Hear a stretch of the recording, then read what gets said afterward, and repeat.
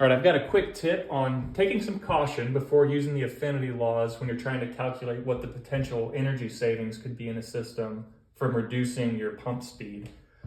So what the affinity laws say is that the ratio of your flow rate before and after slowing your pump down, that ratio cubed is proportional to the power that your pump uses before and after. And the reason being is that your pump power is your volumetric flow rate times the differential pressure that's added by the pump. So if you take your pressure is good that the pump has to add is proportional to the volumetric flow rate squared, and that's kind of where that cubic relationship comes from. So you can use this affinity law to quickly estimate what your new pump power might be if you were to slow down a pump with a VFD. Now, that's great because what it tells you is that a small decrease in your pump flow and your pump speed can result in a very big power savings. However, this does not always apply, and a lot of people make this mistake, and I'll show you an example where it wouldn't apply. So let's say you've got a tank of water you're pumping out of. You're pumping out to some users, let's say it's air handlers or whatever it is. They're in parallel. They come out to a common return and they go back to a tank. And let's say you've got a bypass line here. This is before this project's implemented.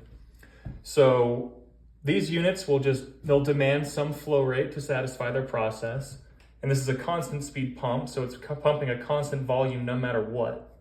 So whatever is not needed by these units goes through the bypass line.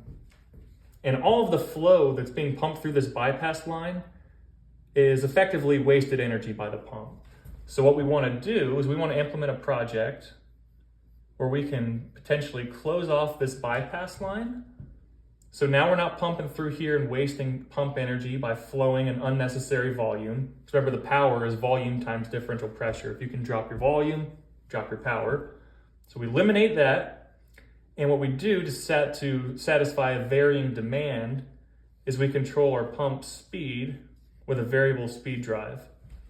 So as the demand drops, this decreases the speed of your pump and your flow drops. And in an ideal world, you would get a cubic relationship to your power savings. Now, where this doesn't apply is it depends how your VFD is controlling the flow. One common method is to try to maintain a constant header pressure. And if you're maintaining the same pressure in your header before and after the project, then let's go back to that equation where power equals flow times delta P. If this stays constant and that drops, then your power is going to be linearly proportional to your flow reduction. So that's the word of caution for if you're going to do a project where you install a VFD so you can reduce the total volume that's going through your pump. Make sure you know how that speed is going to be controlled. If it's going to be controlled by maintaining the same pressure in the line as before, your savings will be linearly proportional. So that's my word of caution. Do not calculate savings and then get excited and then be disappointed when you install it and you're not getting the savings you thought.